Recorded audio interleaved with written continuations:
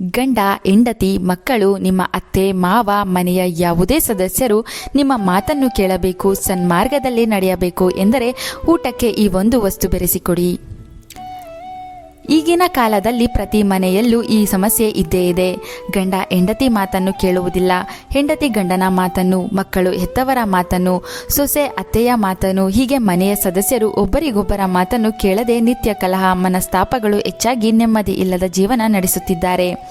ಈ ರೀತಿಯ ಸಮಸ್ಯೆ ಮನೆಯಲ್ಲಿ ಇದ್ದರೆ ಯಾವ ದೊಡ್ಡ ತಂತ್ರ, ಪೂಜೆ ಮಾಡದೆಯೇ ಮನೆಯ ಸದಸ್ಯರನ್ನು ಸುಲಭವಾಗಿ ಒಲಿಸಿಕೊಳ್ಳಬಹುದು. ನೀವು ಮನೆಯಲ್ಲಿ ಯಾವ ಅಡುಗೆ ಮಾಡಿದರೂ ಆ ಅಡುಗೆಗೆ ಈ ಒಂದು ಪದಾರ್ಥ ಹಾಕಿ ಅವರಿಗೆ ಬಡಿಸಿದರೆ ಸಾಕು, ನಿಮ್ಮ ಮಾತನ್ನು ಕೇಳ್ತಾರೆ. ನೀವು ಹೇಳಿದ ಹಾದಿಯಲ್ಲಿ ಕೆಲಸವನ್ನು ಮಾಡುತ್ತಾರೆ. ನಿಮ್ಮ ಗಂಡ ದುಶ್ಚಟಗಳಿಗೆ ಒಳಗಾಗಿ ನಿಮ್ಮ ಮಾತನ್ನು ಕೇಳುತ್ತಿಲ್ಲವೆಂದರೆ ಈ ಪದಾರ್ಥದಿಂದ ಆ ಕೆಟ್ಟ ಅಭ್ಯಾಸ ಬಿಟ್ಟು ನಿಮ್ಮ ಮಾತನ್ನು ಕೇಳುತ್ತಾರೆ. ಮಕ್ಕಳು ಹಠ ಕಡಿಮೆ ಮಾಡಿಕೊಂಡು ನೀವು ಹೇಳಿದ ಹಾದಿಯಲ್ಲಿ ನಡೆಯುತ್ತಾರೆ. ಸ್ವಲ್ಪ ಕಪ್ಪು ಎಳ್ಳನ್ನು ತೆಗೆದುಕೊಂಡು ನಿಮ್ಮ ಮನೆಗೆ ಸಮೀಪದಲ್ಲಿರುವ ಶಿವನ ದೇವಸ್ಥಾನಕ್ಕೆ ತೆರಳಬೇಕು. ಅಲ್ಲಿ ಶಿವಲಿಂಗದ ಮುಂದೆ ನಿಲ್ಲಬೇಕು. ನೀವು ನಿಂತಾಗ ನಿಮ್ಮ ಮುಖ ಉತ್ತರ ದಿಕ್ಕಿಗೆ ನೋಡುವಂತೆ ನಿಲ್ಲಬೇಕು. ನಿಮ್ಮ ಮನೆಯಿಂದಲೇ ಶಿವನಿಗೋಸ್ಕರ ಹಾಲು, ಜೇನುತುಪ್ಪ ಅಥವಾ ಕಾಯಿ, ಹಣ್ಣನ್ನು ತೆಗೆದುಕೊಂಡು ಹೋಗಿರಬೇಕು. ಇವುಗಳನ್ನು ಶಿವನ ಮುಂದಿಟ್ಟು ನಂತರ ನಿಮ್ಮ ಕೈಯಲ್ಲಿದ್ದ ಕಪ್ಪು ಎಳ್ಳನ್ನು ಶಿವಲಿಂಗದ ಮೇಲೆ ಶಿವನಾಮಸ್ಮರಣೆ ಮಾಡುತ್ತಾ ಹಾಕಬೇಕು. ನಂತರ ಶಿವಲಿಂಗದ ಮೇಲೆ ಒಂದು ಚೊಂಬು ನೀರನ್ನು ಹಾಕಬೇಕು.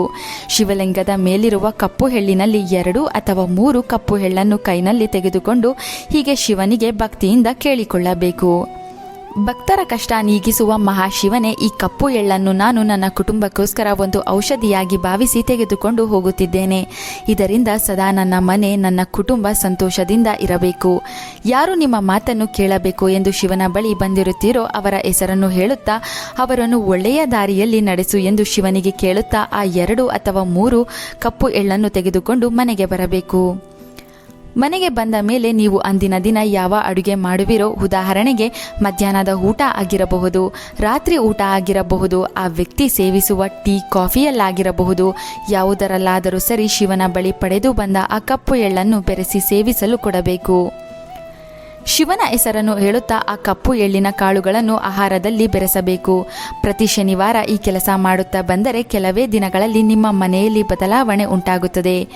ಕೆಟ್ಟ ದಾರಿಯಲ್ಲಿ ಮನೆಯ ಸದಸ್ಯರು ನಡೆಯುತ್ತಿದ್ದರೆ, ಕಾರಣ ಇಲ್ಲದೆ ಮನೆಯಲ್ಲಿ ಜಗಳ ಮಾಡುತ್ತಿದ್ದರೆ, ಕೆಟ್ಟ ಚಟಗಳಿಗೆ ಅಭ್ಯಾಸ ಮಾಡಿಕೊಂಡಿದ್ದರೆ ಅವುಗಳನ್ನೆಲ್ಲ ತ್ಯಜಿಸಿ ಸುಖ ಜೀವನ ನಡೆಸಲು ನಿಮ್ಮ ಬಳಿಯೇ ದಾರಿ ಕೇಳುತ್ತಾರೆ.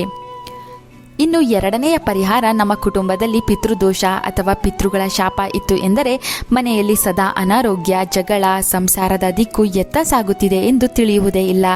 ಆದ್ದರಿಂದ ಮನೆಯ ಸದಸ್ಯರು ಸನ್ಮಾರ್ಗದಲ್ಲಿ ನಡೆದು ಉತ್ತಮ ಜೀವನ ನಡೆಸಲು ತಪ್ಪದೇ ದೈವವೃಕ್ಷವಾದ ಅರಳಿ ವೃಕ್ಷದ ಸೇವೆಯನ್ನು ಮಾಡಬೇಕು. ಪ್ರತಿ ಶನಿವಾರ ಅರಳಿ ವೃಕ್ಷಕ್ಕೆ ಹೆಚ್ಚು ನೀರನ್ನು ಅರ್ಪಿಸಬೇಕು.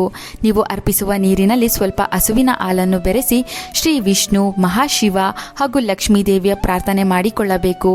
ಮರದ ಬುಡದಲ್ಲಿರುವ ಇರುವೆಗಳಿಗೆ ಸ್ವಲ್ಪ ಸಕ್ಕರೆ ಹಾಗೂ ಕಲ್ಲು ಸಕ್ಕರೆ ಅರ್ಪಿಸಿ ಪಿತೃಗಳ ಸ್ಮರಣೆಯನ್ನು ಮಾಡಿಕೊಳ್ಳಬೇಕು. ಹೀಗೆ ದೇವರುಗಳ ಹೆಸರನ್ನು ಹೇಳುತ್ತಾ ಪಿತೃಗಳ ಸ್ಮರಣೆ ಮಾಡುತ್ತಾ ಅರಳಿ ಮರಕ್ಕೆ ಜಲವನ್ನು ಅಮೃತದೊಂದಿಗೆ ಅರ್ಪಿಸುವುದರಿಂದ ನಿಮಗಿರುವ, ನಿಮ್ಮ ಕುಟುಂಬಕ್ಕಿರುವ ಎಲ್ಲ ನೆಗೆಟಿವ್ ಎನರ್ಜಿ ದೂರವಾಗುತ್ತದೆ. ಇದರ ಜೊತೆಗೆ ಪಿತೃಗಳು ಸಂತೃಪ್ತಗೊಂಡು ನಿಮ್ಮ ಕುಟುಂಬಕ್ಕೆ ಹರಸುತ್ತಾರೆ. ಇದರಿಂದ ಮನೆಯ ಸದಸ್ಯರು ನೀವು ಹೇಳಿದ ಮಾತನ್ನು ಕೇಳಲು ಶುರು ಮಾಡುತ್ತಾರೆ. ಈ 2 ಪರಿಹಾರಗಳನ್ನು ಧರ್ಮಬದ್ಧವಾದ ಸಂಕಲ್ಪಗಳಿಗೆ ಮಾತ್ರ ಬಳಸಿಕೊಳ್ಳಬೇಕು. ಈ ಶಕ್ತಿಶಾಲಿ ಪರಿಹಾರಗಳು ಶೀಘ್ರವಾಗಿ ಫಲ ಕೊಡುತ್ತದೆ, ಕುಟುಂಬ ಜೀವನವನ್ನು ಸುಖಮಯವಾಗಿಸುತ್ತದೆ.